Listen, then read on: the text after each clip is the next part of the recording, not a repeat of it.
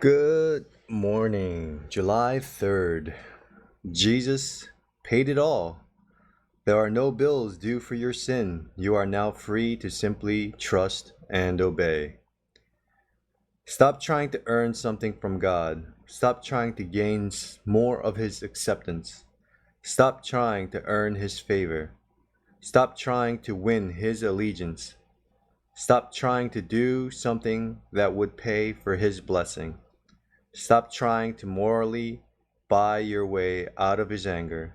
Stop trying to reach a level where you will know lasting peace with Him. Just stop trying. Just stop. So many Christians load onto their shoulders a burden that they do not have to bear. They get up every morning and pick up the heavy load of trying somehow, some way to achieve something with God. They work hard to exercise what they do not have in hopes they can achieve what is impossible. It simply cannot work. So where does this lead? Or where does it lead? It leads either to the scary pride of self-righteousness, a culture of moralistic self-backslappers who have no problems judging those who have not achieved the level of righteousness they think that they have, or to fear and discouragement. A culture of people who don't run to God with their sin because they're afraid of Him. Paul wipes out this distorted, debilitating buy your way into grace culture with a striking economy of words. Now it is evident that no one is justified before God by the law. Galatians 3:11. It is a statement that requires no preamble and no amendment. No one is ever accepted by God because he or she has kept the law. No one. That's it. No compromises and no deals are needed. They are not needed because, first, it is impossible to buy your way into God's favor because sin makes you a lawbreaker. And second, your bills were fully and completely paid in the single payment of the cross of Jesus Christ. Christ did not make the first payment on your moral mortgage. He paid your entire moral mortgage in one single payment so that you could live in relationship to God debt-free forever. God's law is not your payment. God's law is not your payment plan because there is no payment plan when the demands of a mortgage have been satisfied once and forever in one single payment. So stop trying to measure up to get whatever from God. Stop hiding from Him when you mess up. Stop comparing yourself to other people, wondering if God loves you less because you're not as good as them. Stop naming the good things you do as righteousness that not only gets you closer to God, but also proves to others that you are.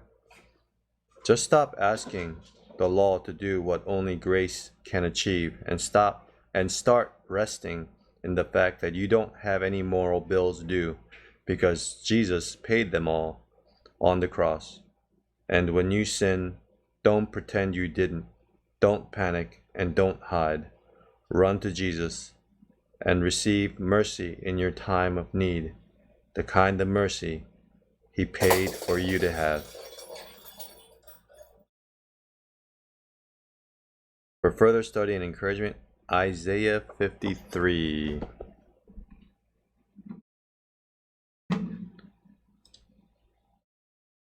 Isaiah 53.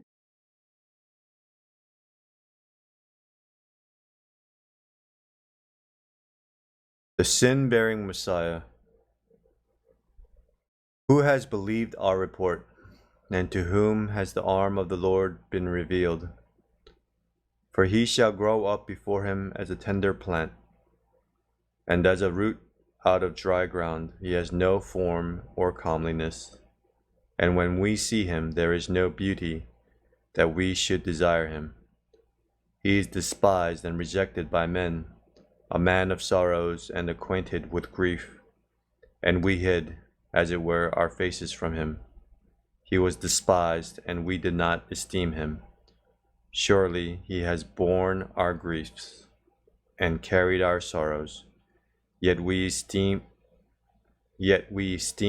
him stricken, smitten by God, and afflicted. But he was wounded for our transgressions. He was bruised for our iniquities. The chastisement of our peace was upon him, and by his stripes we are healed. All we like sheep have gone astray. We have turned everyone to his own way, and the Lord has laid on him the iniquity of us all. He was oppressed and he was afflicted, yet he opened not his mouth. He was led as a lamb to the slaughter, and as sheep before its shearers is silent. So he opened not his mouth. He was taken from prison and from judgment. And who will declare his generation? For he was cut off from the land of the living. For the transgressions of my people he was stricken.